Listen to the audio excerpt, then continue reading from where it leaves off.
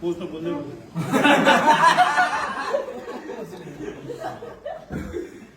ल ल ल कोचले दिइरहेछ ब्लगको ब्लग ल सोम सोम बोल ल मैले बोलेन कि आलमलाई मैले 2014 मा हेरेको थिएँ भिडियो देखेँ होइन पहिला फर्स्ट टाइम र फर्स्ट टाइम हेर्दाखेरि चाहिँ एज ए नेसनल बोलर या ट्रायल दिन आएको थियो र त्यत्र हामीले यसलाई टिक गरेको थियो आफ्नो टिममै शक्ति दाई र मेरो अन्तिम खेलेको थियो अनि फर्स्ट म्याचमा चाहिँ मौका पाएको थियो अनि सेकेन्ड गेममा म्याचमा मौका पाउँदा बित्तिकै मलाई यसको फर्स्ट विकेट याद छ ज्ञान दाईको लिएको थियो होइन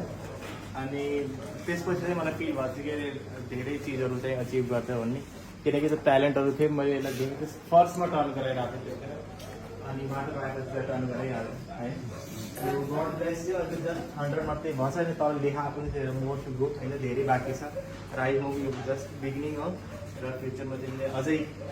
एउटा जिरो थप्दै